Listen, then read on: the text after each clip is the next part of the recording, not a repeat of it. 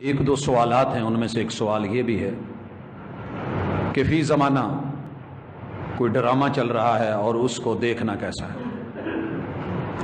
بھائیو، جس انسان کو اللہ نے عقل اور سمجھ بوجھ دی ہے وہ فلموں کے ساتھ جذباتی نہیں ہوتا۔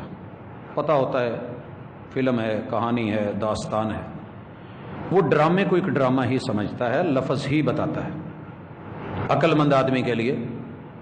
باقی رہ گیا ہر بندے نے، کوئی دین کے فتوے سے رکنے والے لوگ نہیں ہیں، مرضیاں کرتے ہیں سب اپنی، لیکن ہر بندہ اپنا اپنا بیچ میں سے مقصد نکال لیتا ہے اور بات مولوی پہ، مسجد پہ، قرآن پہ ڈال دیتا ہے۔ بھائیو یاد رکھیے، فلم ہو یا ڈرامہ ہو، کوئی سیریل ہو یا کوئی گیم ہو، اس میں مثبت پہلو بھی ہوتے ہیں، منفی بھی ہوتے ہیں، لیکن دیکھنے والے کی اپنی اپنی نظر ہوتی ہے۔ ہم ایسی چیزیں اس لیے نہیں دیکھتے کہ اللہ کا شکر ہے جو اس میں بیان کیا گیا ہے وہ صدیوں پہلے ہمارے اسلاف کو بھی پتا تھا، وہ ہماری تاریخ کا حصہ ہے۔ اگر وہ تاریخی ہے، اگر وہ حاضر سے ہے تو کتاب اللہ نے بتا دیا، اگر مستقبل سے ہے تو رسول اللہ صلی اللہ علیہ وسلم نے اس کی پیشین گوئی کی ہوئی ہے۔ دین سے باہر ایسا کچھ نہیں ہے، سب موجود ہے۔ اہل علم، اہل دل، اہل نظر، اہل فکر، ان کو اللہ تعالیٰ نے یہ بصیرت عطا کی ہوتی ہے، ان کے پاس یہ موجود ہوتا ہے۔ باقی رہ گیا کہ لوگ اس کو کس کیٹیگری میں لاتے ہیں۔ اب اگر تو آپ جذبات اور جہاد اور اپنی جو ہے وہ سیرت اور اپنے پیچھے تاریخ کے حوالے سے دیکھنا چاہتے ہیں تو یہ اس کے مد مقابل کچھ بھی نہیں ہے، یعنی 100 کا ایک حصہ بھی نہیں ہے۔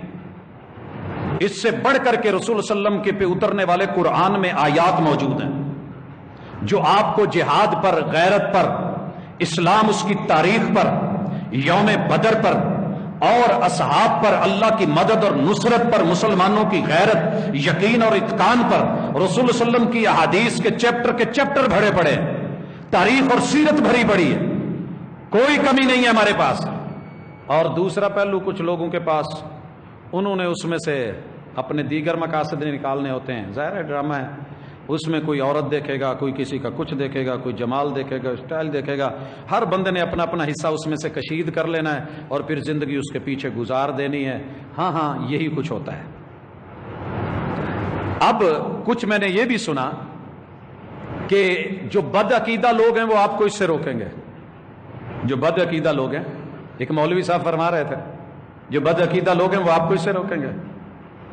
تو اس جملے سے ہی بات سمجھ آ گئی ہے کہ شرک والا، بدعات اور خرافات والا عقیدہ تو رہا اچھا، اور جو توحید و سنت والا عقیدہ ہے وہ بد عقیدہ نکلا۔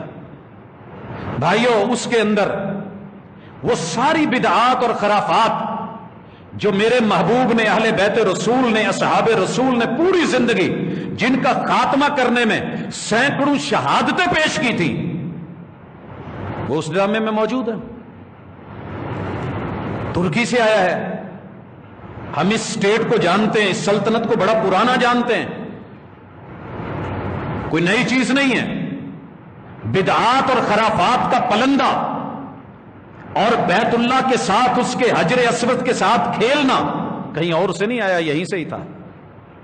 ہم کہتے ہیں کہ چلیں امت مسلمہ ہے، ملی رہے، ٹھیک ہے، اس پہ کوئی بات نہیں کریں تو اچھا ہے، لیکن کچھ لوگوں کو رب نے ویسے ہی لگام دی نہیں ہوتی، بولتے ہوئے بھی حیا نہیں آتی، انہیں کوئی بھی ٹاپک دے دیں اس میں آ کر کے اللہ کی توحید اور محمد رسول صلی اللہ علیہ وسلم کی سنت کو نشانہ بنایا جاتا ہے، اور اس کے علم برداروں کو کبھی بد عقیدہ کہہ کے، کبھی گستاخ کہہ کے، کبھی کچھ کہہ کے۔